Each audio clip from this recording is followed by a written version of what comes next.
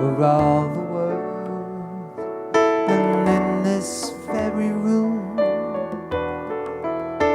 there's quite enough joy for all the world. And there's quite enough peace, quite enough power. Walk throughout every field. The Spirit, Holy Spirit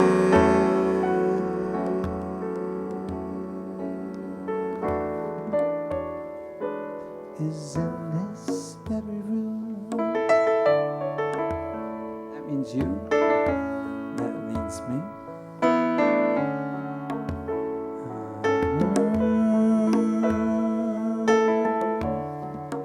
In this very room, love will find us here. In this very room,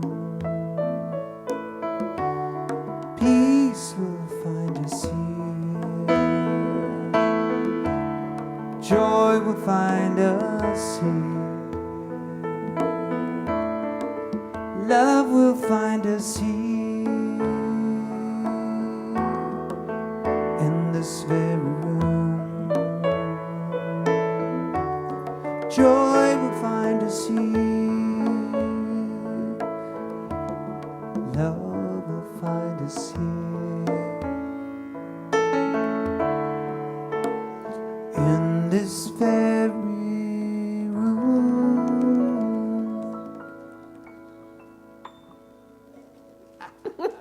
Good evening, everyone. All right. Welcome to the Revealing Experience. Let's give Jim some love. Thank you. Let's give Cole some love. Okay, let's give them some more love. Oh, yeah. All right, we'll give you some love too. And we'll give you love right back. We promise. We promise. Good evening, everyone. I'm Sunny Daye.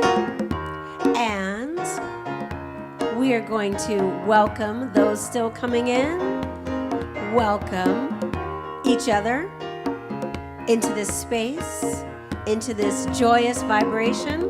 Here we go. Come on in. We welcome. We welcome. We welcome you. Come on in. We welcome. We welcome. We welcome you. Let go. Be free. Come on in and take a seat. We're glad you're here. We're spreading love, joy, and cheer. So come on in. Come on in. Come on in. Come on in. Come on in. We welcome you. Come on in. Come on in. Come on in. Come on in. Come on in. We welcome you. Let go. Be free. Come on in and take a seat. We're glad you're here. We're spreading love, joy, and cheer. So come on in. Come on in. Come on in. Come on in. Come on in. We welcome you. Come on in. Come on in. Come on in. Come on in. Come on in. We welcome you. Come on in. Come on in. Come on in. Come on in. Come on in. Come on in. We welcome you. Come on in. Come on in. Come on in. Come on in. Come on in. Come on in. We welcome you. Come on in. Ah, yeah. That is a welcoming song into the joyous vibration that we have here on Wednesday evenings. And so we move into Reveal, that song that speaks to the truth of who we are, the peace, the love, and the joy. So sing along, yes. Reveal, reveal the love inside of me. Reveal the love that I was meant to be. And every time I open up, love is what I see.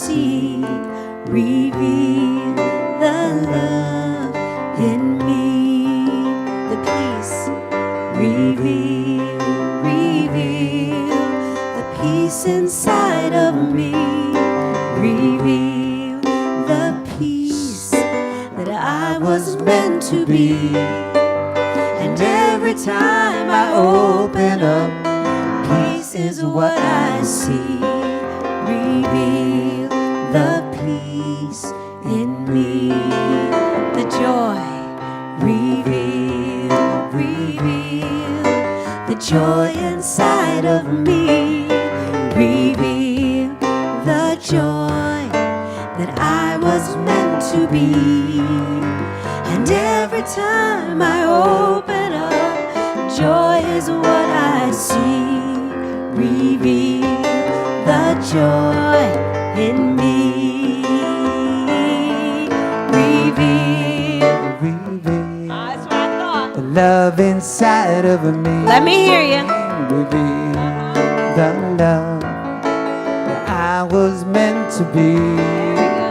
And every time I open up, joy is what I see. Every time, Every time I open peace. up, peace is what I see. Every time I open up, joy is what I see. Reveal the love. Reveal the love in me.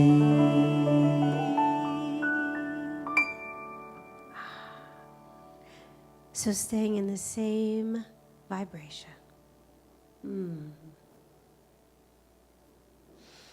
We just go within,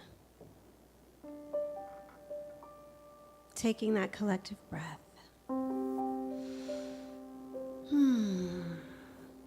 No longer worrying about the words. Just feeling that vibration, that energy. Knowing that whether we speak it or not, that joy and that peace and that love is right where we are. And so recognizing that one mind, that one power, that one presence, God, perfect, whole, divine abundance, infinite life. I know that my life is that life. I am one with all that God is. The wholeness, the perfection, the abundance. It is who I am. And so deeply rooted in the knowing that that is who I am, I know that that is the truth of each and every one of us. That we are the divine expression of the One, of the Most High, of Spirit. And so in knowing this truth, I bless this evening. I know that it unfolds perfectly. I bless all the hands who have come together to create this divine expression. And I bless our dear Reverend Sunshine, knowing that that which she has to bring us falls on fertile ears, fertile hearts, and blossoms in our lives in every way, nurturing us, making the way just a bit more clearer. And so with great gratitude, I simply know that this evening is good. I call it that. I name it so. It unfolds perfectly. And for this and so much more, I am grateful. And together we say, and so it is. Amen. And without further ado, let us welcome Reverend Sunshine.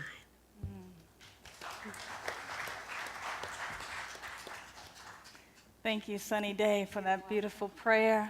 Thank you, Jim Bianchi and Cole Miller and Sunny, for that beautiful opening music. We are indeed a gifted community. I feel so gifted when we get an opportunity to open up our time together in celebration with song, which is a thanksgiving, and then when we get to open it with a bomb prayer. You know, that prayer just helped me to feel so centered. What's happening? Look at all these beautiful faces here tonight. What a joy it is to greet you in the name of love and to know that right where you are, God is. I want to thank in advance our practitioner, Sherry, who's radiating the light in the back. Her consciousness is simply still and knowing the perfect unfoldment of our revealing experience tonight. And tonight, maybe like every Wednesday night, you will have a revealing experience. That there is something said or read or shared or sung, or that you might look at the person that you came with, or maybe even someone who's sitting in the same row, or look behind and catch a glance, and that be a revelation in itself. You know, my talk title for today is The Highs and the Lows. And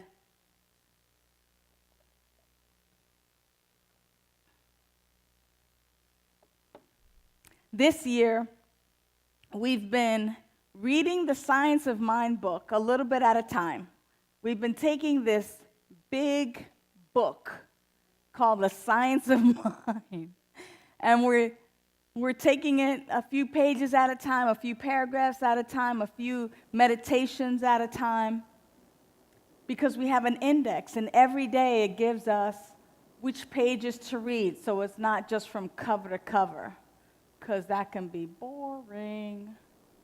But indeed, just kind of going from place to place to place, we're able to get a comprehensive understanding of the words of Ernest Holmes, and Ernest Holmes being the founder of religious science, science of mind, philosophy.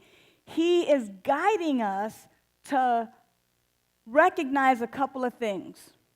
A, that there's one power, one presence, one life, and we call it God, but we can actually call it anything we want to. We've accepted this terminology of God because it's a title like woman or man, but it's just a title or a space holder. What we know of G-O-D, God, or Jody, G-O-D, is this love, intelligence, this perfection, this power, this eternal life, this energetic that has created everything out of itself. Therefore, we have our living and our beingness encompassed in the allness that is God. God is life, love, eternal life. We give God these qualities and these names. Some of us call it Allah or Jesus or Buddha or the great I am. Whatever it is that we call it, it ain't mad at you for calling it. The thing is that we recognize that our life is indeed that very same life. It is an outpicturing and a manifestation of the one. The wholeness that God is, I am. The joy that God is, I am. The peace that God is, I am. And Ernest Holmes wants us to just be anchored in that truth, that there is nothing, no thing that separates your life from that life that is God. It is an impossibility for there to be a separation in my life and the life of God, or your life and the life of God, and that there is this idea that in God we are one. We express differently and beautifully and magnificently in these earthly flesh suits, and we get to have different textures of hair and eye colors and skin complexions and different organs and different body parts, and they get to move and have their being in us in different ways. But it is still the way, the perfect way that God is expressing. And to the degree in which I begin to really embrace that and know that for myself, it's to the degree in which I feel the freedom that comes from living this life that is God as me. To the degree in which you embrace it, you get to have that life of God as you. But what has happened along the way for many of us is that we have been brainwashed, bamboozled, tricked, taught, raised to believe that somehow or another we as human beings or mere human beings are not good enough to be one with this power and this presence.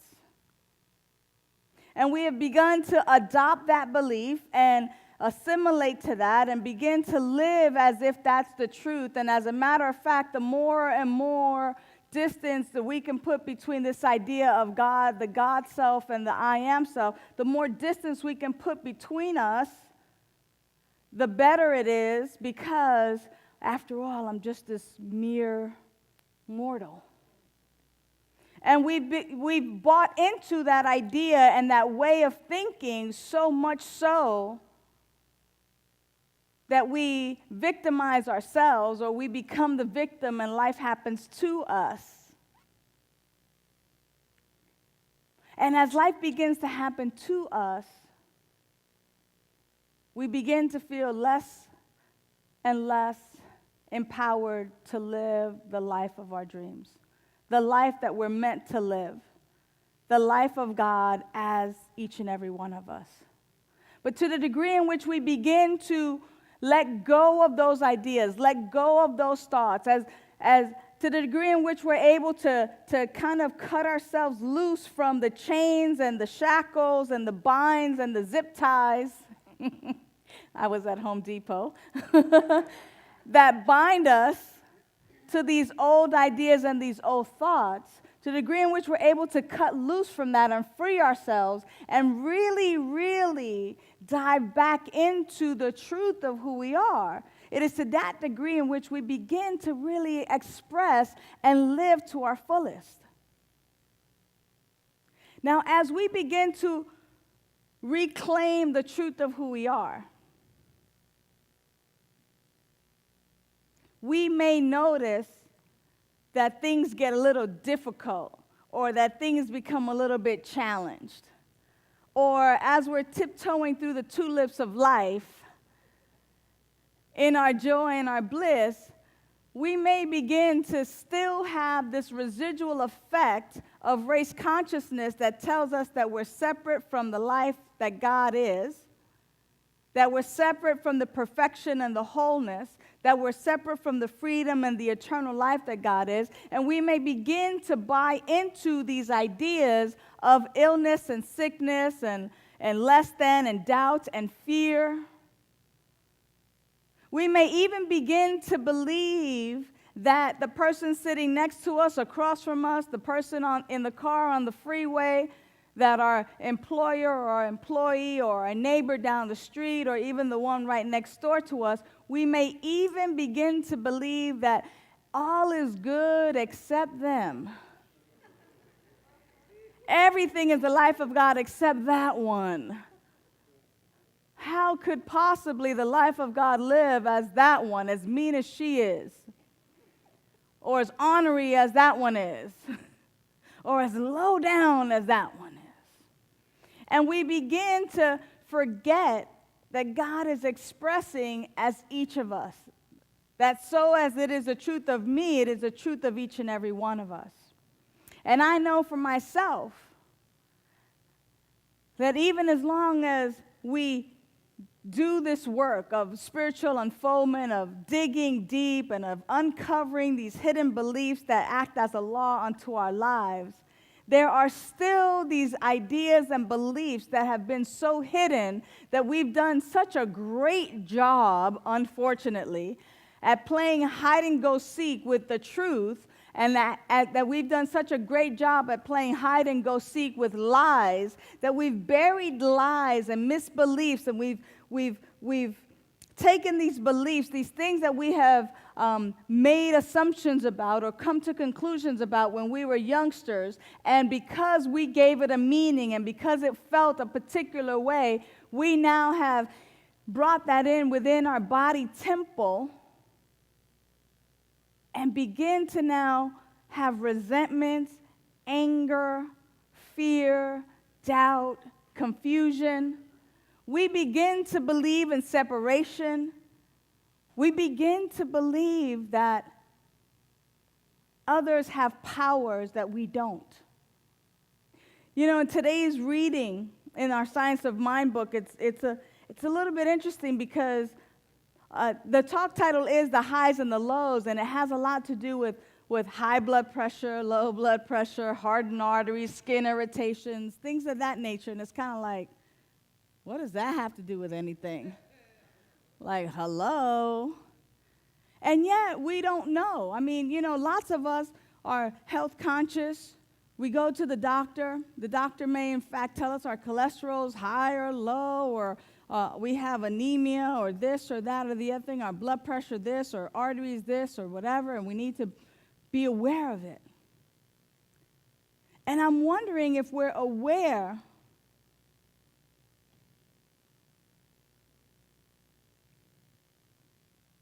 Are we aware? Are you aware that your thoughts have a direct effect on your body temple, on your health, on your wholeness? That these symptoms, that these things that the doctors tell us, that they may have possibly been created at our own hand, if you will, at our own mind, at our own thought, or by our very own thoughts. And I know that sometimes, pun intended, it's a hard pill to swallow. But sometimes when we really begin to take an honest look at our pattern of thought, at the things that we entertain, we can actually begin to see how a groove, if you will, or how a channel or a way of thinking or a pattern has been developed where we have created disharmony, where we have created harm within our own bodies.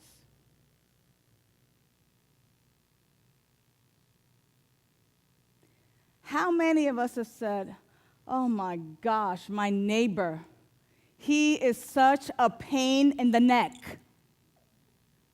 Right? Thank you for your honesty. I appreciate it, right? We're like, okay, we got a hand over here, over here, over here, right? He has such a pain in the neck. And before you know it, you're kind of like walking around like, oh my God, I have this pain in my neck. Like, what's going on here? What's happening? It is a direct connection with what we entertain. It is a direct connection with our pattern of thought. It is a direct connection with whatever belief has been implanted by us, or maybe an experience or something that happened that we have come to a conclusion about, that we now take in and we now make a belief, and yet we cover it up so strategically so nobody kind of knows that this belief is there. It becomes this hidden belief, and that hidden belief is a law onto our life. And that hidden belief becomes our mode of operandi. It becomes that place of where we operate from. And because we operate from that place, it begins to outpicture in our bodies.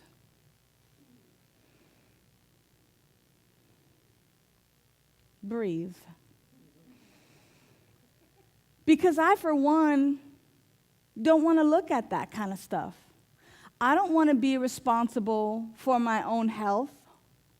I want to, sometimes sit back and go, well, that happened to me. I didn't have nothing to do with it. That happened to me. I'm a victim of whatever. Or there's nothing in my consciousness. I can go to that place of there's nothing in my consciousness. There's nothing that I think about so vividly and so deeply that it outpictures in my body, like high blood pressure or low blood pressure or hardened arteries. But when I think about how many folks talk about, I'm never going to love again. I'm just going to shut my heart. I'm just going to, and how the outpicturing in the body becomes a hardened heart, a hardened arteries, the body functions not operating properly. That because we have these terms or this jargon that we adopt so easily and so effortlessly, that even though we say it and we don't necessarily mean it because it's just the latest, hipster thing that people are saying these days, but they have an effect because we are so powerful. They have an effect on the outpicturing of our body temple. Ernest Holmes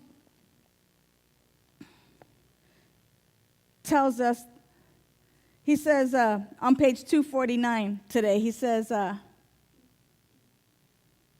suppose someone comes to you who has high blood pressure, and meaning if they're coming to me as a practitioner, or even if they're coming to us as a friend, because they know that what we know is that there is no separation, that which is true of God is true of us. That which is true of life is true of us. And when folks come to us because they're seeking a different way to express, because they're seeking to check out how you did it, they recognize that you have adopted and adapted and adopted a new way of living that seems to be working for you, that all of a sudden, you might have been down and out, but you've adopted a way of being and a philosophy and a way of life that has kind of brought you forward into this happy, joyous, and free person who is really enjoying life. And they're coming to you kind of going, well, hey, what's going on? He's talking here specifically about a practitioner. Someone comes to me as a practitioner who has high blood pressure. You wish to treat to remove this sense. Your work will be recognized as a fact if after you've done your work, he can be examined and his blood pressure is found to be normal.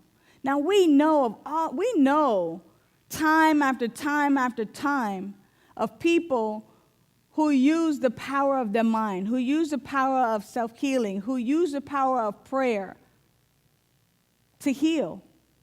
I mean, sometimes there are folks who make pilgrimages to other countries to seek out, folks who are said to be healers, when in fact, the healer is you.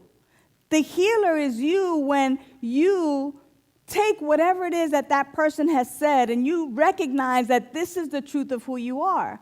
When Jesus the Christ, in biblical times, when they talked about Jesus the Christ and people who were just trying to touch the hem of his garment, that they believed that he was a healer to the extent that what they believed was, if I touch this hem, if I touch even the outskirt of his garment, I will be healed.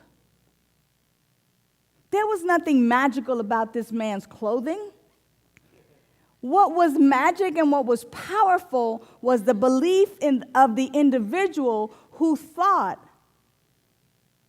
if I touch this place, even just the rim of his garment, I will be healed. And it is the truth today. Not that you have to touch the hem of anybody's garment, but if you touch the metaphysical hem of the garment of God itself, of life itself, of love itself, of wholeness itself, if you touch the hem of that particular garment, that if I can just touch it, if I can just be there in consciousness, if I can just recognize that my life is the life of God, that if I can just recognize and know beyond a shadow of a doubt my health and my wholeness, I will be healed. There are people who go right to the doctor, and the doctor goes, I don't know what happened, but it's a miracle. I don't know how this happened. They're baffled. But it is the power of our mind, it is the power of this truth that I speak, in which we can heal the body. Now, sometimes it just starts not with this magical knowing. But for instance, he talks about skin irritation. Now, I know for myself having a skin irritation is about somebody rubbing me the wrong way. Let's be honest. Somebody's irritating me. I am irritated by somebody. And because I'm irritated by someone's behavior, by what I think I should have and I'm not getting, whether it's a resentment or a fear or a doubt, I have work to do.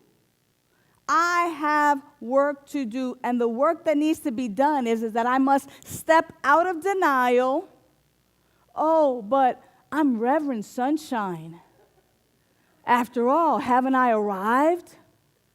I've got to get off of any denial of where I think I am, because obviously if I'm experiencing a skin irritation, it's because something is irritating me, and I get to do my work. I get to recognize and get to comb through my experiences and look, sometimes jot it down on paper, sometimes sit with a practitioner so that the practitioner might ask me questions that might reveal this hidden place within me that I'm holding on to a resentment or this idea that someone can irritate me because it is now out picturing in my body temple. Make sense? Yeah.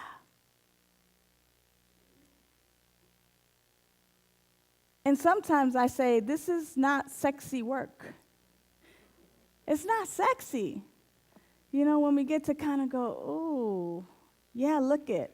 I have these false ideas, these false beliefs. I'm believing in lack or limitation, or I'm totally giving away my power to this individual, or I'm not recognizing where this person is indeed the life of God. To the degree in which they're irritating me, to the degree in which it outpictures in skin irritation, where it burns and it hurts. And it's a crude reminder of the work that we get to do. And the work, again, stepping back, stepping out of denial, being able to review and do an inventory of my life, do an inventory of the people in my life. What is it that I'm possibly denying? Who is it that I'm resentful with, and for what? And what is the lie that I'm believing? What is the lie that I'm believing about myself or about this person that has caused this skin irritation, or has caused this high blood pressure or low blood pressure, the hardening of the arteries, the whatever condition it is that is out picturing in our life? We get to ask the questions. And when we don't want to ask the questions of ourselves and do the work for ourselves, then we get to pull our wallet out and go sit with a practitioner and pay somebody to help us through the process. Unless, of course, we want to deal with the skin irritation, the high blood pressure, the low blood pressure, whatever condition it is that's ailing us. And inevitably, it always comes back to me.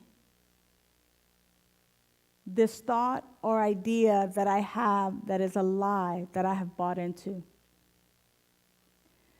This weekend, a bunch of us got to go through this fear to faith process.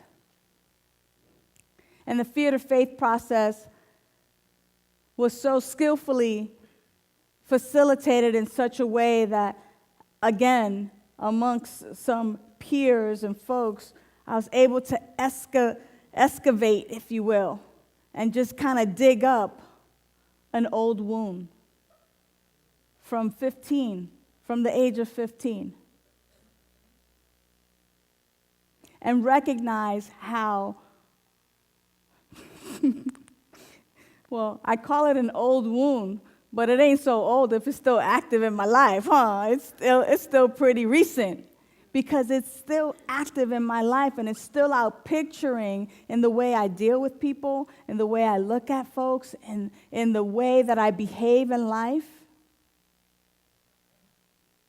And I could really go, whoa, that's pretty ugly, and then go hide and not show up on Wednesday nights till I get it together. Or I could simply just be and kind of go, yeah.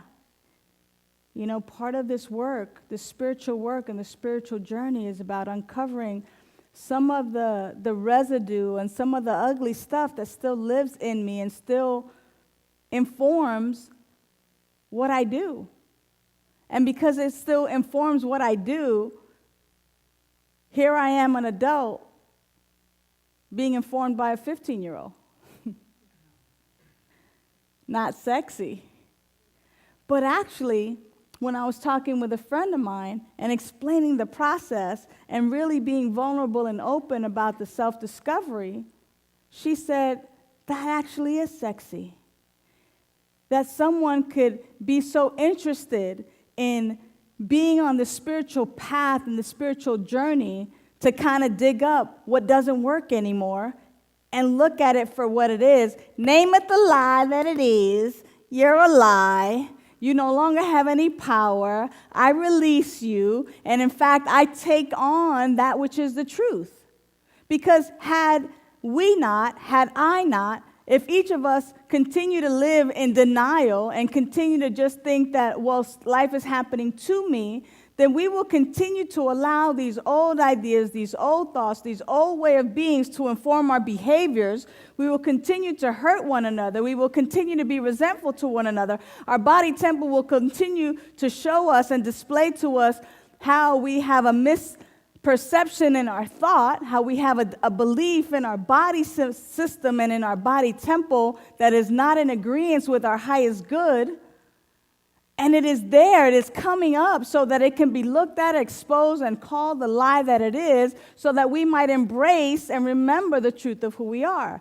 That we might go deeper in the truth of who we are, turn away and release that which no longer serves us, and fully live a life of freedom. Now that's what I'm talking about.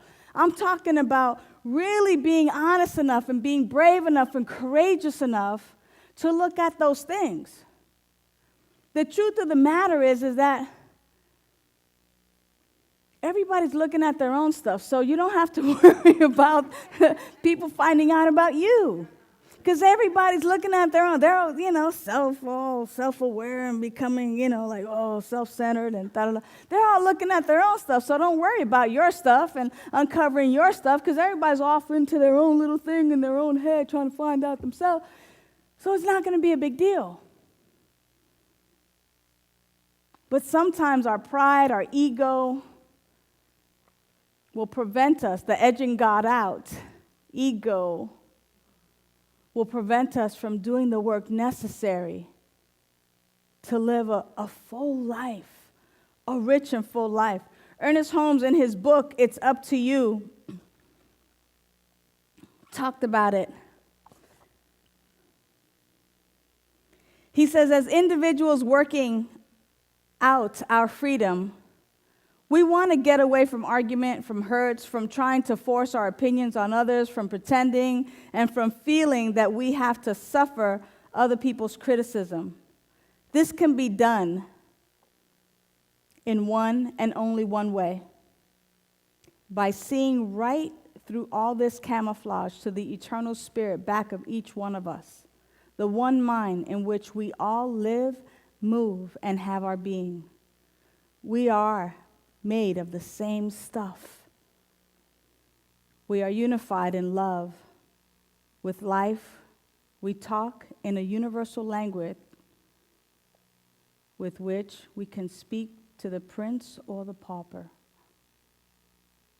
There's one way to restore our body temple to its physical wholeness. And that is to do the spiritual work necessary. That is by seeing right through all the camouflage to the eternal spirit back of each one of us. That is to recognize that I am not resentful, that I have a misperception, that I have caused this by believing some lie. So really, I'm not resentful at you or you or you. You've just agreed to be that one person to be there, to stand in that placeholder, to remind me of the truth of who I am. You're the one who I can, quote unquote, blame and say, you rubbed me the wrong way. But in fact, when I really look and uncover and discover, I've rubbed myself the wrong way by having this misperception and by believing a lie. So I get to pause and I get to correct that in my own mind by recognizing the God within me, the God that is in you, the God that is the only life, the only power, the presence that is, the only thing that is real. And as I begin to recognize that that which is true of God is true of me, I begin to recognize that whether it's high blood pressure, low blood pressure, hardened arteries, skin irritation, whatever it is, I get to recognize that there's this thought that has lived within me that has caused that. And so I get to neutralize that thought. I get to recognize that there's one power, one presence, one life, that is God, that life is my life right now, that there's nothing, no thing that separates my life from that life of God. And that God's life is perfect, therefore my life is perfect. God's life is whole, therefore my life is whole. God is joy, love, peace, clarity, abundance. And so whatever the outpicturing, whatever my body temple is telling me, it's a wake-up call. Wake up. You're believing a lie. This irritation is self-induced. Wake up to this truth. The truth of God is the truth of me. The truth of God is the truth of you.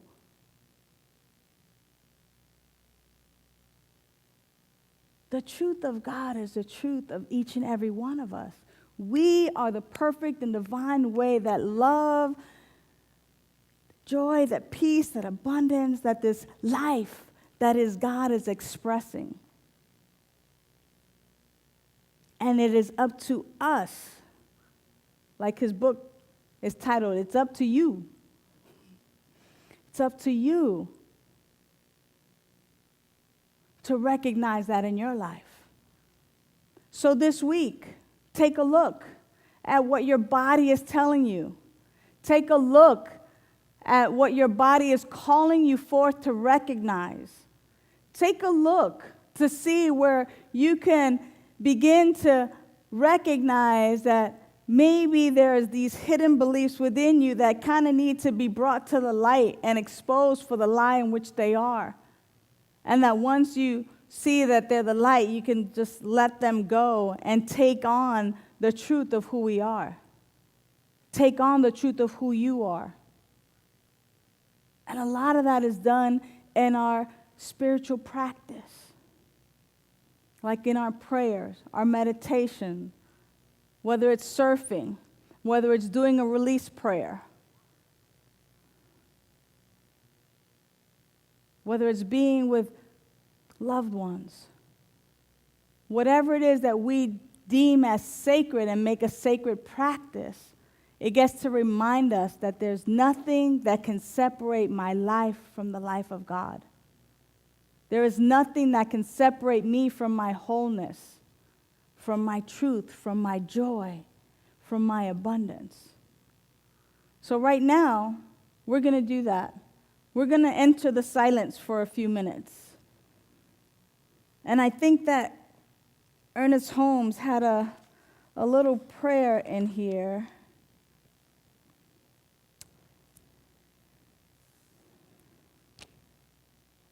Didn't he, Sonny? Didn't you read a prayer that he had in here? Top of 191? All right, let's go to top of 191. And as you simply begin to allow yourself to be at peace, and as you just begin to close your eyes and allow yourself to recognize the one power, the one presence, the one life that is living in, through, and as you.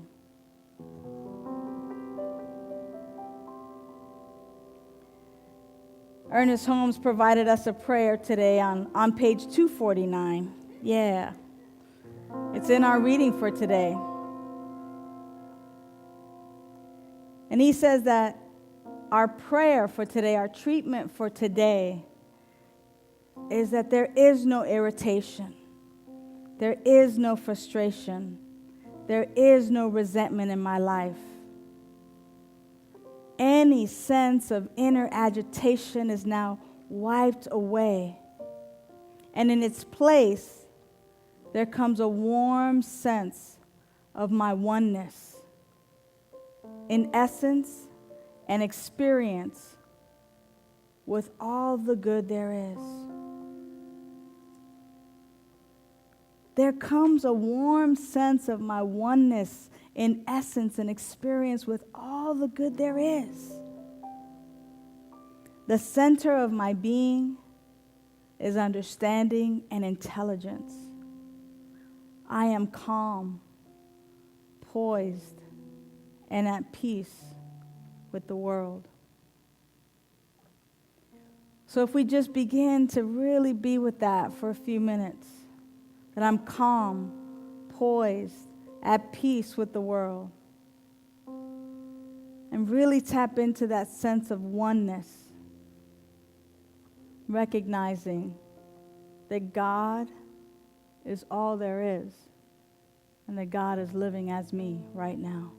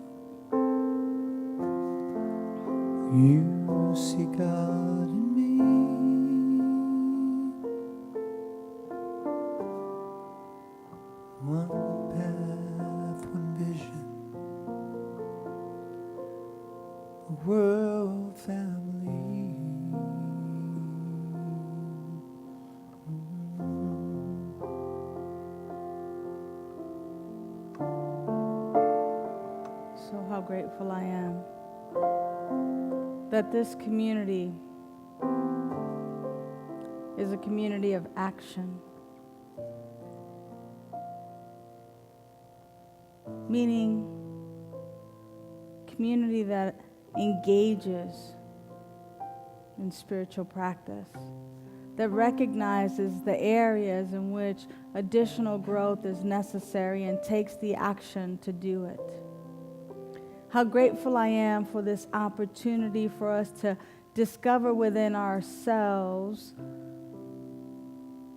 maybe those areas within our body temple where our body temple is shouting or letting us know that there is a misperception, a thought process, or a hidden belief that needs to be clarified. How grateful I am that we're obedient to this message, to this word, that we're listening so closely and that we are so in tune with our body temple, with every organ, every function, every action of our body, that we recognize the messages that our body is telling us, and that we begin to do the spiritual work necessary to uncover the misperception, the thought, the idea that has caused the illness, the situation in the first place. How grateful I am that with ease and with grace that we're able to go back to the idea and to the knowing that our life is that life of God. And that there's nothing, no thing that can separate our life from this grand divine intelligence that is God, that is life, that is love, that is abundance, that is peace, that is clarity, that is divine perfection, beauty, and creativity. That nothing separates us from this joyous celebration of our very life. And so it is with ease and with grace that we simply expose the lie that has been living as a law into our life, and that we look at it and we see it as a thing of the past, and we simply lay it to rest, that we release it, and that we release the behaviors and the ways that it's shown up in our lives, and we accept the truth that God is, and that we know this truth as our very life, that we accept that we are indeed the freedom that God is, that we accept that we are the joy that God is, the peace that God is, the joy, the love, the abundance, the divine creativity that God is, we are. And that we accept that, and that we anchor, that we continue to remind ourselves of this truth as we continue to simply uncover and turn over every stone, everything within us that would tell us the contrary. How grateful I am that this spiritual community is a spiritual community of yes. Yes to living fully. Yes to living freely. Yes to living generously. How grateful I am that we know this truth. And that we see this truth right now for and about our beloved Jan Hartman. Knowing that right where she is, wholeness is. That right where Reverend Fran is, right where she is, wholeness is. That right where Soraya is, that wholeness is right there. And if there's anyone that we're holding in prayer or that we know needs to be reminded of the wholeness of they are, or the joy, or the peace, or the abundance that they are, simply say their name in your mind right now, or simply call it aloud right now, that their energetic might be brought into this sanctuary, into this sacred place, that we might see and know as a community their wholeness, their perfection, their love, their joy, their peace. Say their name right now in your mind, or say it out loud as you will.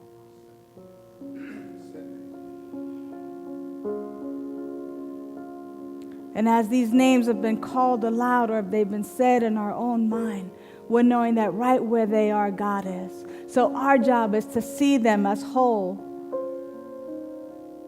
See them as God expressing. I give thanks. I give thanks for this loving community and how we embrace one another, how we support one another, how we uplift the spiritual community and the greater Encinitas community, and how here at home we support and uplift one another and each other with our words, our actions, our deeds, our love, our love of the divine humanity. So for this and so much more, I give thanks for the revealing experience that has occurred, not only in my own life, but in each life here tonight.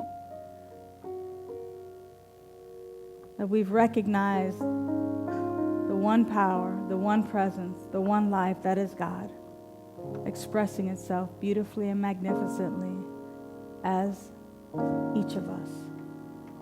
Undivided from the whole we are. We are united. We are community. We are love. We are God in action. And for this and so much more, I give thanks. I allow this prayer to be made fulfilled in each of our lives and in the lives of those who we've called forth in prayer and that we're knowing the truth for. And together as a loving community, we say, and so it is. Amen.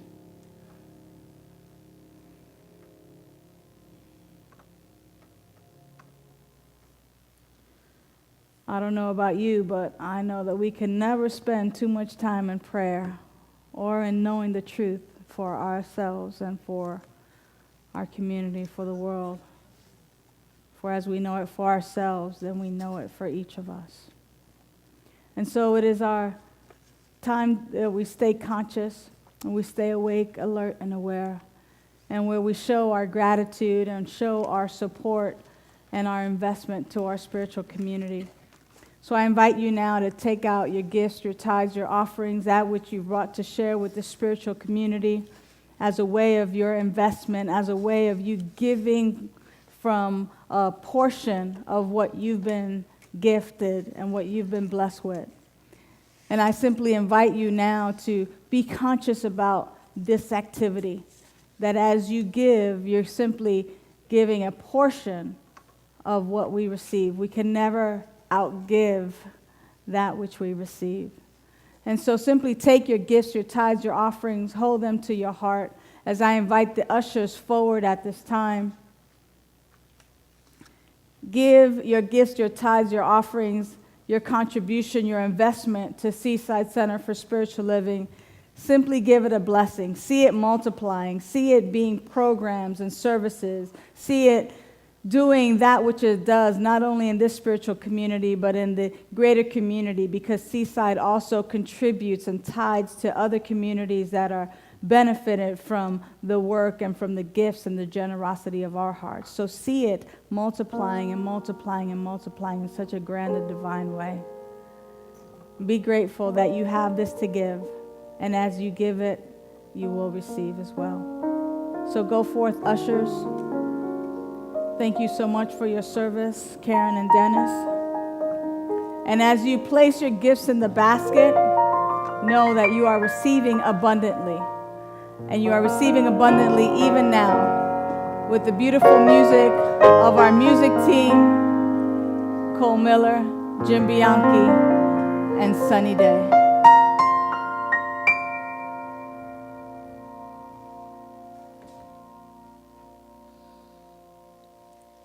And I just gotta be me, me, me.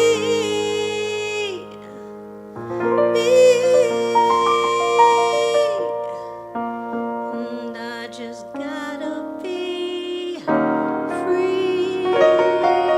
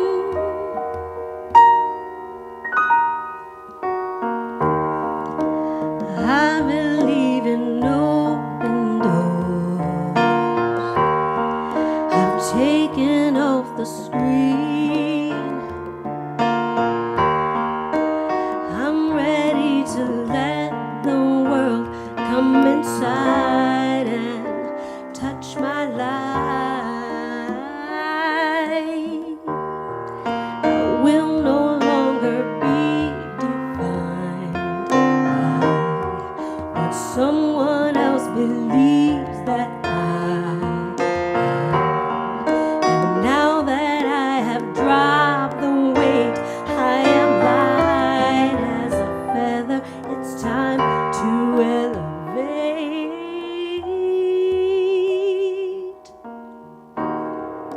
Sober rise, lift your eyes, spread your wings, prepare to fly. This is the moment of your life. Go ahead and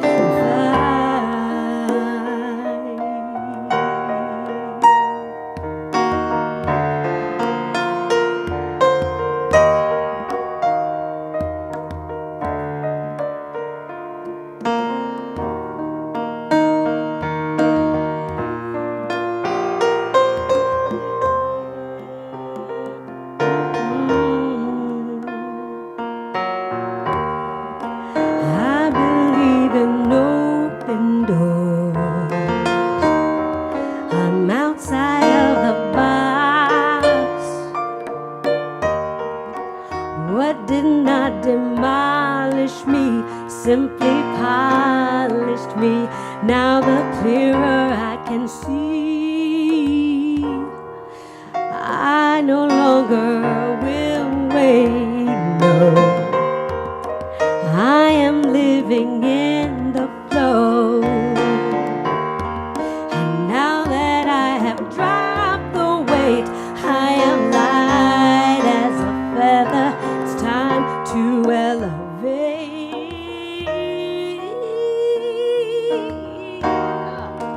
Songbird rise, lift your eyes, spread your wings, prepare to fly. This is the moment of your life. Go ahead and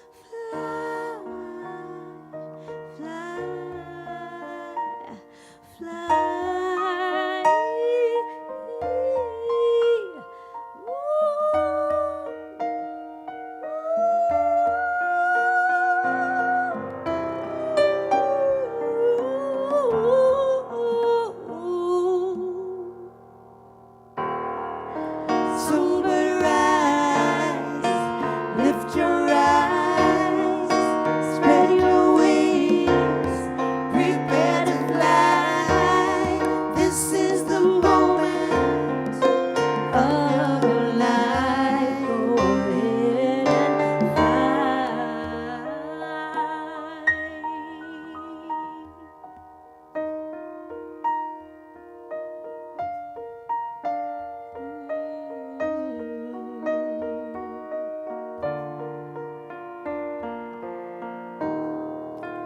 I believe in open doors.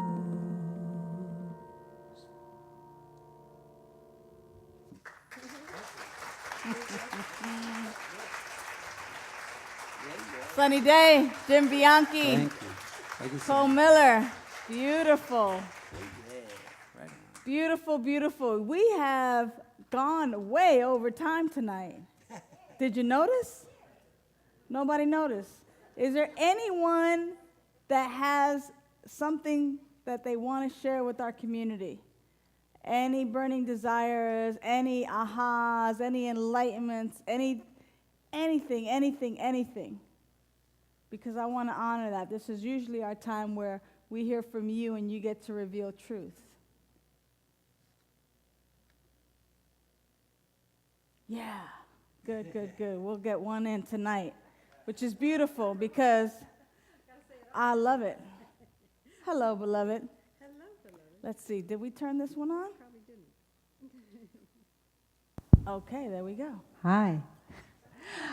My name is Susan, and what really touched me was the whole idea of the pattern of thought.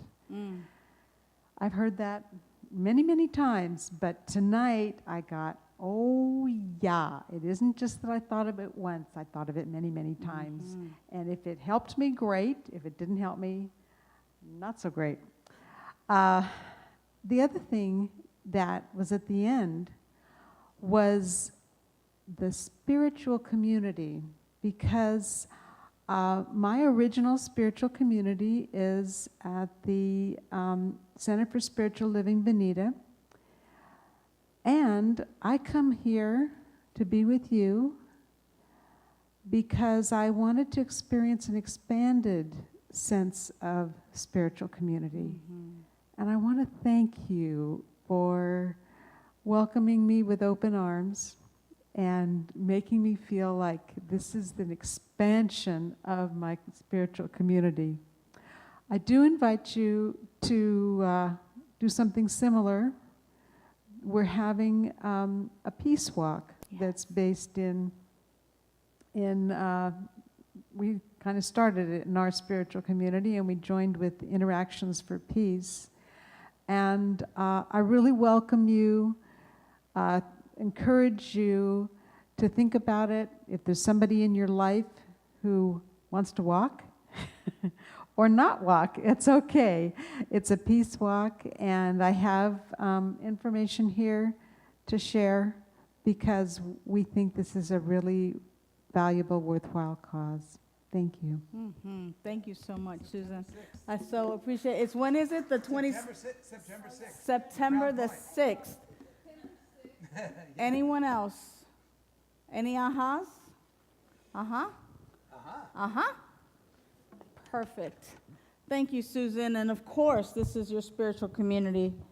Of course, everyone has an opportunity to come and be and express, and we get to recognize the life of God as each and every one of us. I want to thank Sherry. She's our practitioner tonight who's been radiating the light and knowing the perfect unfoldment of our service this evening. Want to thank Ed Reeves in the back, who's done a wonderful job with our sound system. Want to thank Tim, who's been videotaping. Thank you so much, Tim, making us available in folks' homes and hospital rooms and everywhere across the planet. So thank you so much for your service. Our ushers tonight, Dennis and Karen, and thank you to Ginny, our coordinator, for being such a loving support and making sure that everything unfolds beautifully and magnificently. Our music team, Cole Miller, Jim Bianchi, Sunny Daye. Thank you, Sunny, for that beautiful prayer. And mostly thank you for being here, for saying yes to yourselves, for saying yes to the spiritual work that we get to do, because we don't have to do it, but we get to do it, and we get to live fully and freely from this place. So I'm going to invite Nicolette forward to help us with our closing prayer. Our closing prayer is in your bulletin. Welcome if it's your first time here tonight. It's in our bulletin, and we invite you to rise in consciousness and sing our closing prayer. We're going to hang out afterwards in the family room. So please be with us. If you have a prayer, see our practitioner or write it down, and we're happy to pray for you. All right, together let's lift our voices and love one another. This is our prayer, a song of peace. We get to be the change we want to see. With open hearts and open hands, we lift our voices, in love we stand. This is our prayer, a song of peace.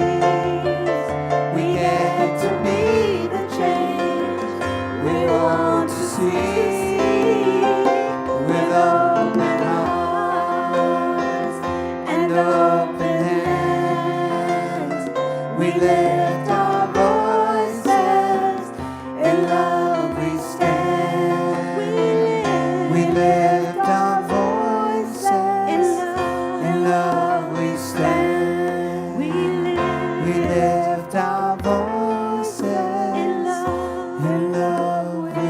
stand.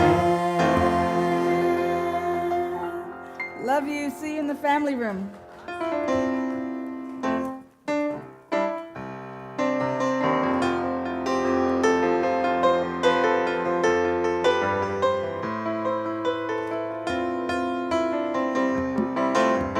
I've been happy lately, thinking about good things to come. And I believe it could be that the time has begun. Out on the edge of darkness, there rides a peace train. Peace train, take this country, come take it all again. Peace train sounding louder, light on the peace train. Oh, peace train, get on the peace train.